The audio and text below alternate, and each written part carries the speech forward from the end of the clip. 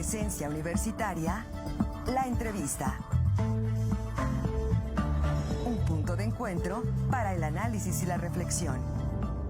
Está con nosotros el maestro Leonardo Ríos. Él es historiador y comunicólogo, es integrante del cuerpo académico de la Facultad de Ciencias Políticas y Sociales. Y nos da mucho gusto tenerlo en esta mañana. Vamos a conversar con él en torno a este reconocimiento, este premio que recientemente ha recibido gracias a su proyecto de tesis de maestría denominado El Sistema de Espionaje Porfirista en la Frontera Norte y el Bajío, 1877-1892. Este premio denominado Gastón García Cantú en investigación que otorga el Instituto Nacional de Estudios Históricos de las Revoluciones Mexicanas. Maestro, ¿cómo está? Muy buenos días. Muy buenos días, muchas gracias por el espacio y encantado de estar aquí para compartirles sobre el tema. No, a ver, y me parece que hay gran interés en su trabajo de investigación, lo platicábamos antes de entrar al aire, y hay muchos rubros en los que podríamos iniciar, pero si le parece, maestro, que nos pueda compartir, creo que es una variante, cualquier régimen, sea democrático, sea no democrático, necesita contar con un aparato de inteligencia. Claro, así es. Me parece que es una regla básica de quien detenta el poder público en cualquier rubro. La propia naturaleza del Estado, o sea, como en esta cuestión de buscar su supervivencia, tiene que implementar, ya sea, digamos, como pues profesionales o no, ¿no? Y el espionaje, que puede, a diferencia de un sistema de inteligencia, el espionaje es informal y puede abarcar distintas estructuras, pero es parte natural de la esencia del propio Estado y además es pues una actividad que está relacionada con la historia de la humanidad desde el origen, ¿no? Se dice que el espionaje, el más remoto, está la evidencia en un pasaje de la Biblia, ¿no? Donde Moisés manda a un espía a Jericó. Entonces es parte natural incluso de la vida el hecho de estar, cómo buscas información y adelantarte hacia tu contrario o incluso hasta interno, ¿no? De ahí es donde entra esta frase pues bastante conocida que pues, la información es poder. Exactamente, y por supuesto que el régimen porfirista, con poco más de 30 años de existencia en nuestro país, quiero pensar que tenía perfectamente aceitado un régimen, un sistema de espionaje, un sistema de inteligencia para salvaguardar la permanencia del régimen porfirista. Sí, también el espionaje está muy ligado con conflictos bélicos. Entonces, cuando vemos la historia de nuestro país, especialmente el siglo XIX, pues es guerra tras guerra, guerra con extranjeros, guerra interna, guerra civil. Entonces, toda esa generación del siglo XIX, pues estaba muy curtida en temas de espionaje. De hecho, el sitio de Querétaro, que es como la antesala de lo que podría ser después el porfiriato, pues aquí el sitio se rompió gracias a muchas actividades de espionaje. Entonces, toda esa generación de políticos militares estaba ya muy acostumbrada a ese tema. Y obviamente cuando llega Porfirio Díaz al poder, pues ya hay un sistema preestablecido, ¿no? Con ciertas reglas no escritas. Y una de las motivantes de esta investigación es que exactamente como tú lo comentabas, el porfiriato es un tema que se ha escrito ríos de tinta, ¿no? O sea, es un tema bastante estudiado, pero particularmente el tema de el espionaje no había hasta antes de esta investigación que se realizó en la Facultad de Filosofía una investigación concreta que se centrara en esos puntos.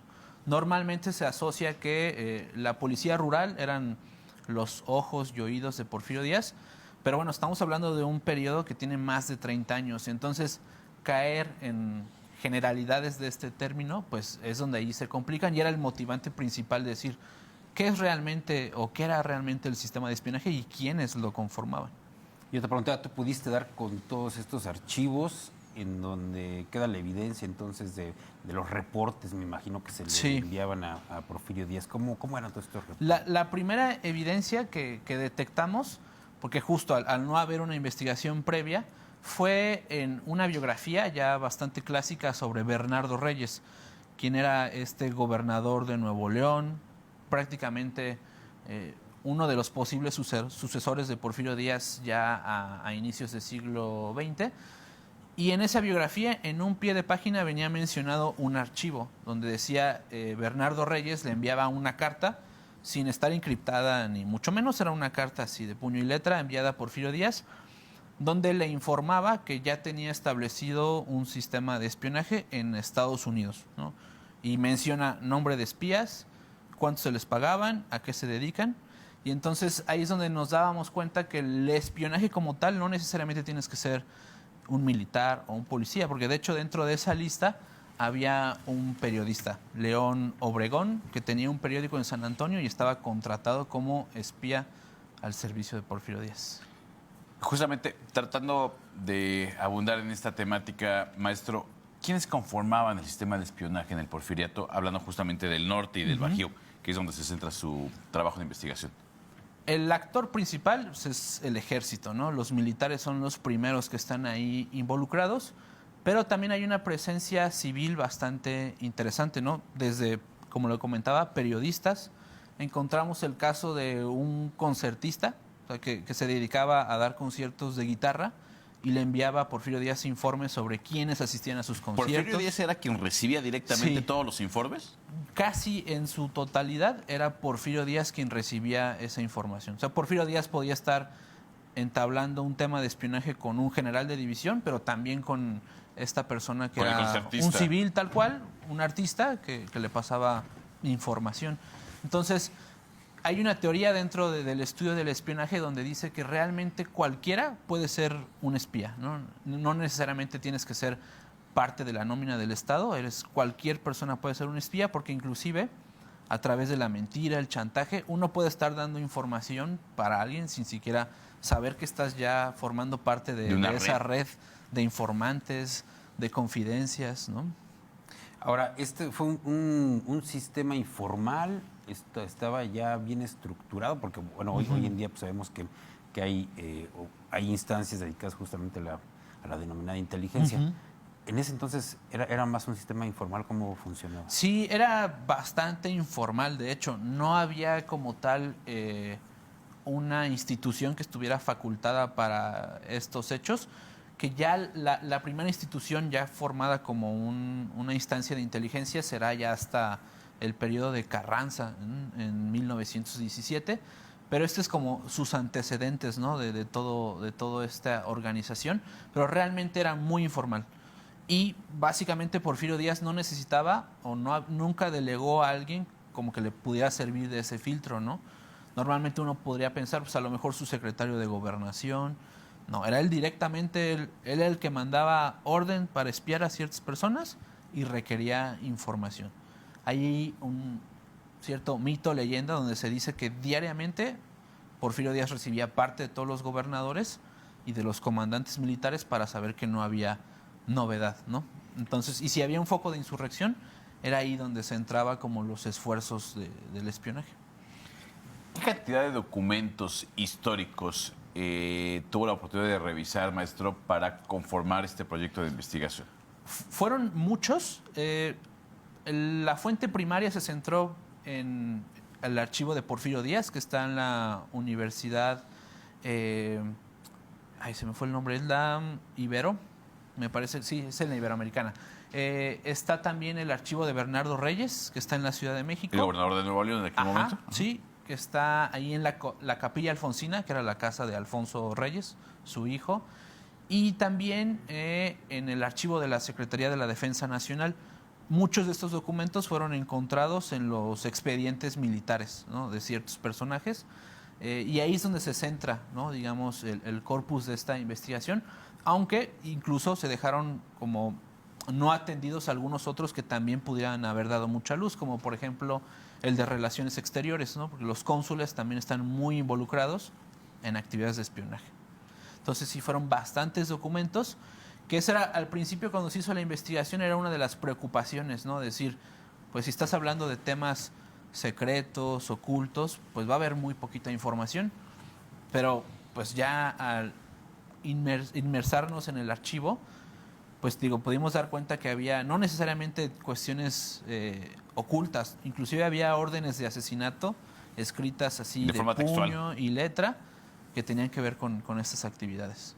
Ahora, esta tesis se formalizará en algún punto como para publicarla. ¿Cuál es Sí. la idea? De hecho, pues una de las beneficios de tener este premio por parte del INERM es que se pueda convertir la tesis en un libro más de divulgación, y bueno, estamos justamente en ese proceso de convertir esa tesis ya en un libro publicado. Creo que uno de los personajes que puede hacer la mayor antítesis de Porfirio Díaz es Ricardo Flores Magón, o los hermanos Flores Magón. ¿Hay algún visto en este proyecto de investigación sobre los hermanos Flores Magón? Como tal en la tesis no, porque se centró en los primeros 15 años del porfiriato, ¿no? Y de hecho da entrada como decir, bueno, ¿qué pasó en los siguientes 15? Pero una investigación paralela de esta tesis es un artículo científico que se publicó en la UNAM, donde se centra únicamente en Bernardo Reyes como un maestro de espías, es decir, alguien que organiza una red, que contrata, que dirige operaciones de este tipo. Y en esa investigación sí llegamos hasta principios del siglo XX, y obviamente como él es encargado de esta parte de Nuevo León, Coahuila, Tamaulipas, está al tanto de lo que sucede con los hermanos Flores Magón, ¿no? Incluso hay un documento de 1903 donde él ya le está enviando a Porfirio Díaz detalles que le preocupan a Bernardo Reyes de Madero, ¿no?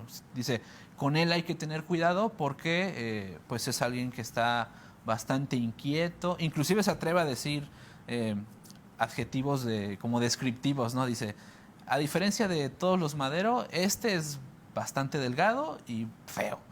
Entonces, todos esos informes ya Reyes los mandaba y tenía bastante identificado quiénes eran posibles focos de insurrección.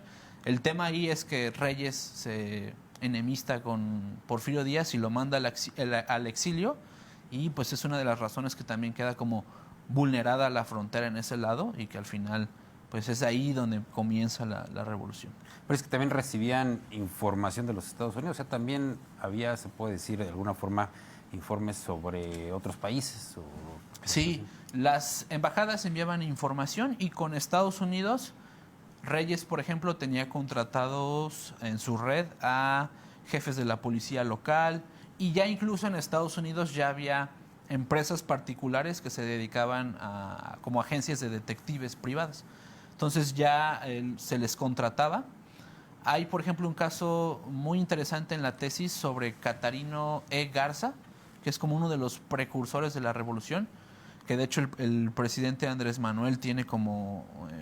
es un personaje predilecto para él porque escribió una cantidad para recuperar sus restos, ¿no? Exactamente. Entonces, en la tesis hay un capítulo dedicado a ese personaje porque fue perseguido por este aparato. Y como él está en Estados Unidos, quien realmente está recopilando esta información son los sheriffs en Texas, que le mandan información a Bernardo Reyes. Muy interesante. Nos decía, maestro, que se puede convertir ya en un libro más de la colección del instituto. ¿Hay alguna fecha próxima? Porque yo me adelanto al sentir de la audiencia que seguramente hay más de alguno, como su servidor, inquietos por conocer más, leer más, abundar más en este proyecto de investigación. Lo más seguro es que para el próximo año, 2025, ya vaya a estar la producción de este documento. Mientras tanto, se podría ya consultar. En el repositorio de la universidad, claro. ya está la tesis. Digo, ahí viene toda la cuestión metodológica y el rigor científico, claro. Pero ahí particularmente en los casos, en los capítulos que se centran en los casos, son bastante interesantes. Y me parece, maestro, que este proyecto de investigación, este premio, pues reafirma y rompe aquella hipótesis de que pues ya está demasiado escrito sobre algún tema en particular, no hablando del porfiriato, como decía, que hay libros y libros sobre el porfiriato, pero siempre me parece que el olfato, si me permiten la expresión, de un investigador, de un historiador, permite tener hallazgos como el que nos está comentando. Así es. Sí, yo creo que esa es de las partes más bonitas de la historiografía, es que un mismo hecho, una misma época la puedes ver desde diferentes aristas y nunca hay una verdad absoluta, ¿no? Inclusive desde lo que nosotros ya trabajamos y dejamos un antecedente, algún otro investigador puede decir, contrastar fuentes y decir, oye, mira, esto que dices, yo tengo más información al respecto. Es como ir siempre nutriendo esta parte.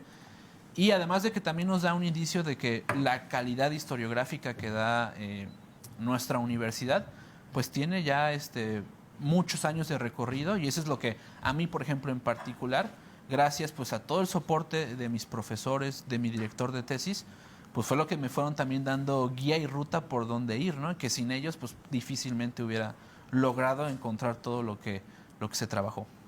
Y que es un importante premio, un premio muy reconocido a nivel nacional entre los historiadores y que se lleva, pues bueno, te lo llevas tú, pero la universidad también de alguna Así forma. es, sí.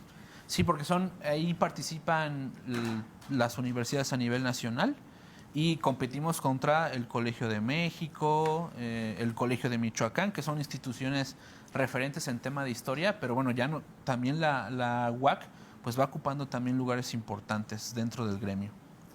Pues muchas felicidades. Pues enhorabuena, maestro. Muchas gracias y por el espacio. esperamos con mucha ansia el poder tener la posibilidad de leer este proyecto de investigación. Así será. Muchas gracias al maestro Leonardo Ríos, historiador y comunicólogo, por haber estado con nosotros. Pausa y regresamos con más.